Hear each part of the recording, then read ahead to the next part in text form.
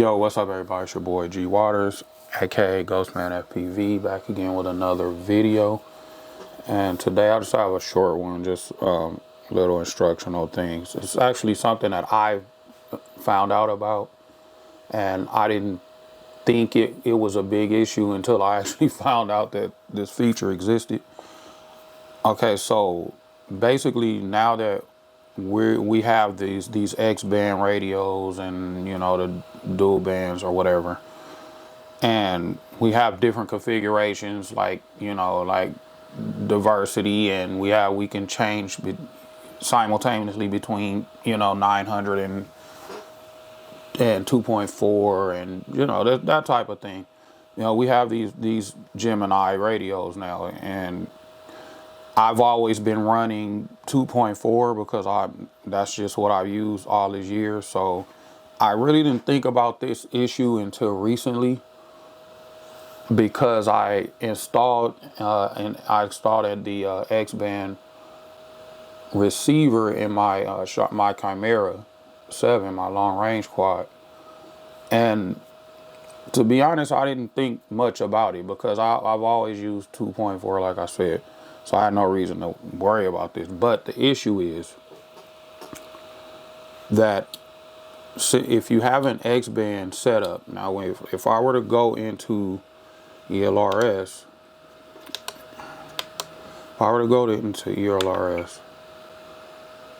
you see on this model I'm at 500 megahertz, and if you scroll down, I'm at 1,000 milliwatts and yada yada. Now on this one, you gotta bear with me. I'm used to the TX16 with the color touchscreen, so it's kind of difficult for me to navigate this right now. But okay, so if you notice, I have a model here that says FPV, which really that's just my freestyle profile. I just never change it from FPV. And I have an X-band long range, and I obviously have my sim. And for those of you who don't know, just a sidebar, if you're using a sim and set up, it helps you to set up a different profile for your sim on the radio. That way you'll just set up this profile without any transmission going, so that you don't hear the fan and you're not just blowing 1,000 milliwatts for no reason. So just a side note on that. But anyway, if you notice, before I only had two profiles. I had that FPV profile and I had the sim. That was it. But since I'm now using the X-band receivers on some of my quads, they require different settings in ELRS. So what I found was, if I were to, in fact, I'll actually just do a mock one right now, just so you'll see what I'm saying. But just to give you an example, okay, we're right now on the FPV profile. So we're gonna page over, and you see this is my FPV, and if you know I have it on my internal, just to let you see I have it on my internal, everything. So it doesn't matter right now. But and if I go to my other, I'm gonna select that model, disarmed acro mode, and on the page over, and that's my X-band model. So, and then I scroll down, and obviously I'm on my internal, and if you notice that BND says number 1. Before, on my other one, on my FPV, it just says 00. That says 01. That's going to mean something in a minute. So let's get out of there. Okay, so I have one that says 01. Now what I'm going to do is make a test. I'll make a test one. So, and also too, let's just check. Just for good measure, let's go in the ELRS.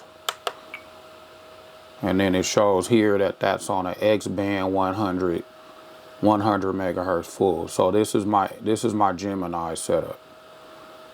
And right now I have it on 500 milliwatts for some reason. But yeah, so this is pretty much my Gemini setup. The other one, if I go back to the other one, it would be a different setting. Now, what I didn't know, what I was doing before, when I flew my long range quad, I would just go into ELRS. I would just have everything on the same profile, go into ELRS, change the megahertz, change the packet rate, and change the power output. I'll just do everything based on what I'm flying that day. But what I found out was that I could just make profiles for each type of equipment that I'm flying, and it will just automatically change all of those parameters without any input from me. So this is how I did it. And I'm sure some of you guys know this, but I didn't know it, and I've been flying a while, so I'm pretty sure some people may not. But anyway, so this is what I basically did. Let's see, I'm gonna make a test. I'm gonna create a test model just so you'll see what that is. So go there, and we're just gonna name this one. Let's just name it TM, and that just means test model. Okay, so we named it, so we're gonna go down, and obviously we're gonna turn on our internal. For mine is internal. For you, it may be external. Just depends on what radio you have. I have an internal ELRS, so I'm going to turn that, and that's going to be obviously the Crossfire protocol. Now the only difference here is you want to change those two zeros. Now I already have one of my first profile is 00. My second profile is 01. So if I had a third one, it would be 02. Let's just make this 03 for no reason. Now, if you notice, that status changed to 200 hertz. If you notice that, so we changed that to 3. So that's 200 hertz. So that's the first thing we noticed changed. It changed to 200 hertz. Okay, so we'll get out of this and go to my models, and now you see I have that. That's the TM, right? So we'll make sure that model is selected. So whatever model you want to actually assign these ELRS parameters to, you want to have that model selected. So we'll go into system, go into our ELRS, and if you notice, see it has that 200 low band that it changed to when I made this model. The reason being is because that's just the default setting that it has in the beginning. And if you notice, when I go down, see it's different parameters. So it's at 100 milliwatts right now. So see, now what I'll do is, let's get out of this, and I'll go to a different model. Let's go to the FPV model, just to show you that it is different. So we're just going to select that model, Acro mode, and we're just going to page over. Oh no, sorry. Don't think we're not paging over. We're going into ELRS. So we went into ELRS after we chose a model, and if you notice now we have 500 packet rate and at 2.4 gigahertz. That's what I run on my FPV quad, my freestyle quads. And then if you notice, I'm at 1,000 milliwatts now. And let's get out of this, and then we'll go and check my X band model. See, there's my X band. This is what I use for my camera, my long range stuff. So I'll come out of this, then we'll go to ELRS, and if you check it, see now it's an X band. It's X band 100. Which is what I use, Gemini. And this one for whatever reason is 500 milliwatts. So that's pretty much what I did. So basically, just to recap, we chose our model. I'm gonna select that. And if you want it, like what we'll do is we'll name the model whatever you want it to be, which is what we've done. And we will turn on internal or external based on what you have. So under internal frequency, you'll see this BND receiver selection right there. You just change that number to a different number than what your other ones are, and it will actually differentiate. Because if you just have, obviously, if you have one model set up, then you'll have to go in each time and change the parameters in the ELRS Lewis script. So you don't want to do that. You just want to change models one step, and then all of your parameters change in ELRS also. I didn't know that.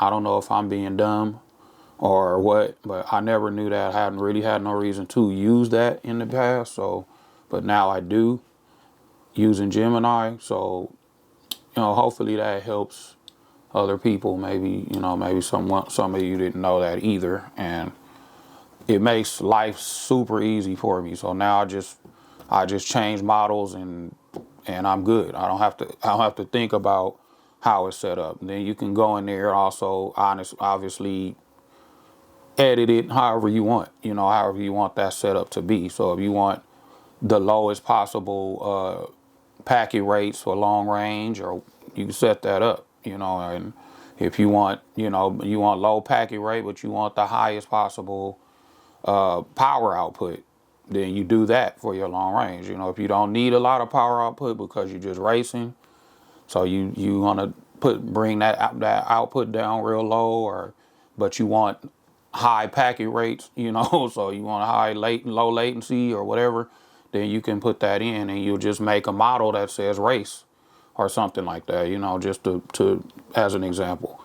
So yeah, but that's pretty much what I wanted to let you guys see. And I know a lot of you probably already knew that, but there's a lot of people that didn't. Like I said, I've been flying for quite a while now, and I've never had a reason to use that until now. So I'm glad to see that that's a thing, and it kind of made life a whole lot easier for me. So I didn't have to go in there and keep changing the parameters, because that's what I've been doing, honestly. So in the last few days, I've just set those models up, and it's been great. It's been easy.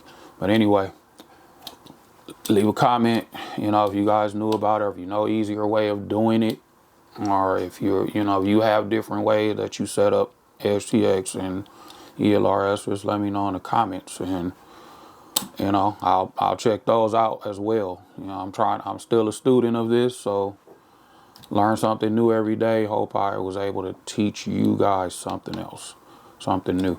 But anyway, like, comment, subscribe, hit the notification bell. See you guys later. Peace.